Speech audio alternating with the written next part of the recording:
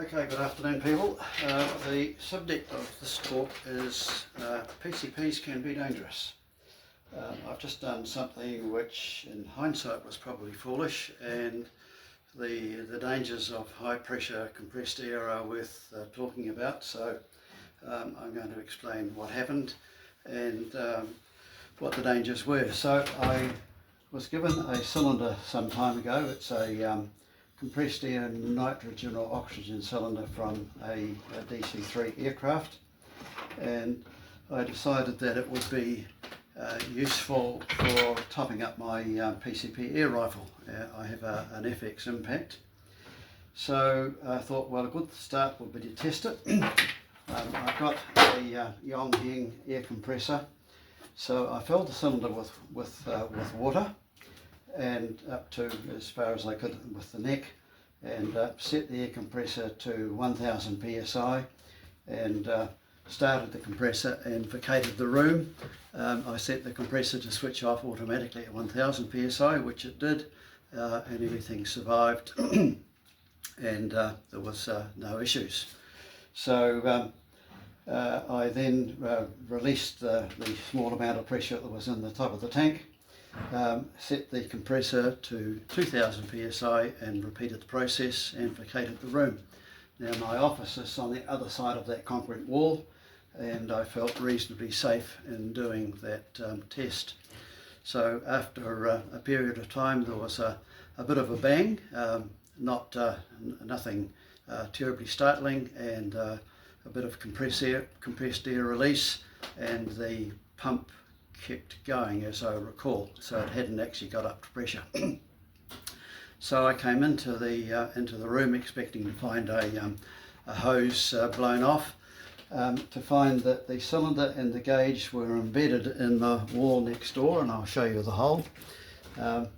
So what had happened, and well, I'm not sure exactly what happened, but in that container here there is a relief valve, and I suspect that what happened was the relief valve blew because the inside of the valve was missing, and there would have been a jet of compressed air out of that orifice and out of that one on the other side. I also found that the compressed air fitting was off, so this had actually blown off, and I'm not sure whether the damage came from the compressed air exiting those two about 2.5mm holes, or whether it was through the Forster fitting here.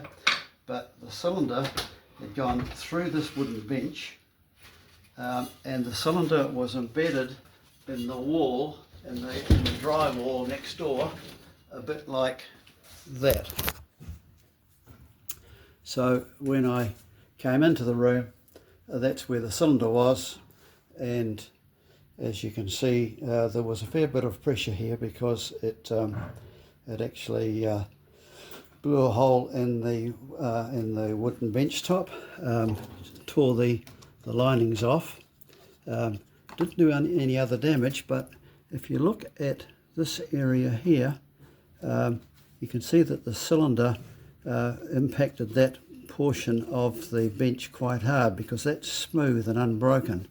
So I suspect that the side of the cylinder did that damage, and the cylinder was embedded in the wall.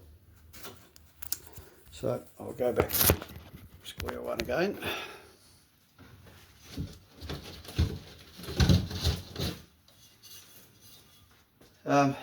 There was no damage that I could see to the cylinder. Okay, this is a close-up of the gauge, which, as you can see, has a full scale of 3,000 pounds per square inch, and I have fitted a tap and a Forster fitting, and the relief valve is, I think this is an oxygen cylinder because the threads are reversed, and the relief valve was inside that orifice, which was a copper or brass insert, and when I took the cap off, that was floating inside that housing. And I suspect that the damage due to the compressed air was either the air out of that orifice there, or the one on the other side, or the fact that the Forster fitting came off. I'm not sure whether the Forster fitting came off after this happened, or whether the Forster fitting came off and then that happened, or whatever. I suspect that probably the relief valve went, the air pressure violently through the cylinder down through the bench, and that tore the Forster fitting off, and then the cylinder went through the wall. That's what I suspect was the sequence of events, and I can find no damage to any of this apart from some plaster from the drywall, and there was some plaster on the tank, plaster powder. No dents or marks on the cylinder that went there since the last 50 years. The cylinder was last tested in 1964. It's now 2025, so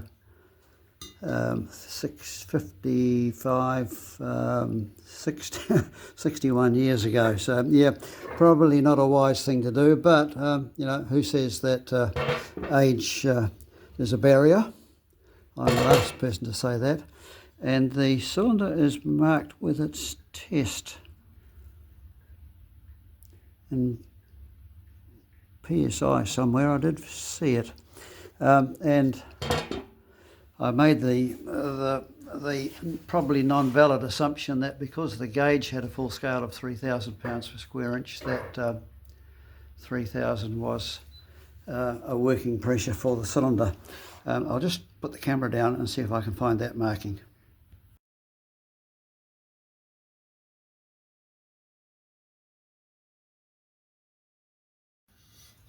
There was no air in the cylinder. The tap was still on. The cylinder was empty. I managed to pour the water out before I thought of doing a video, and the relief valve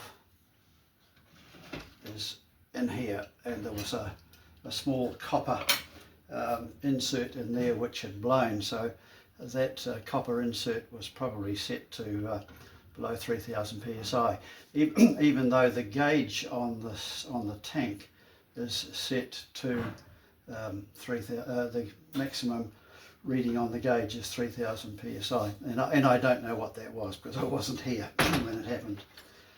But one could imagine what would have happened had I been standing here observing the process, because the force required to go through the bench and embed the cylinder in the wall is quite high. It certainly would have killed you or done a serious injury.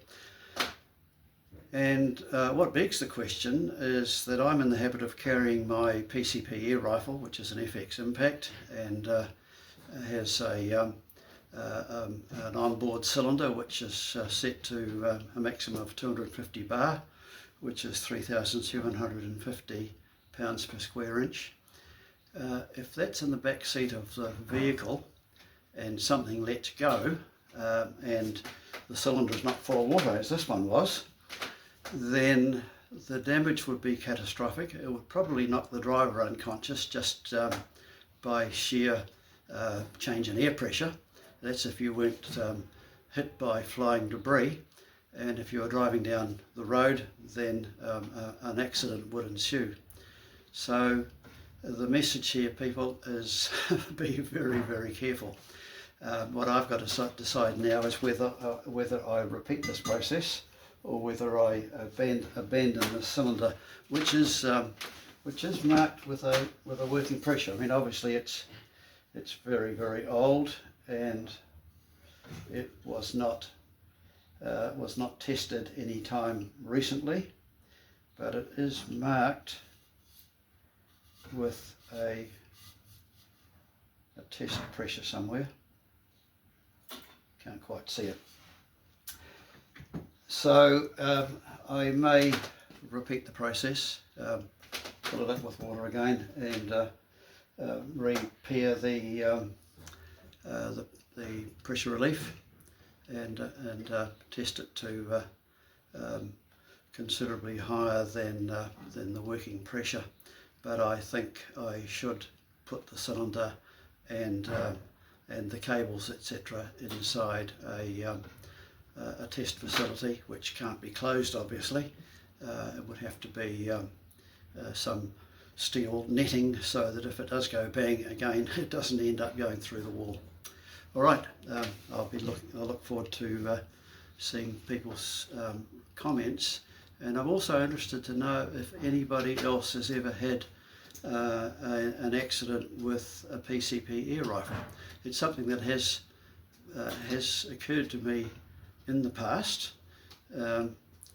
I've never heard of anybody having a tank or a fitting let go, but you know, we're dealing with pressures that are pretty high, and I've had my PCP for about 3 years now, and every time I fill it I wear safety glasses and earmuffs just in case it springs a leak, but it never has.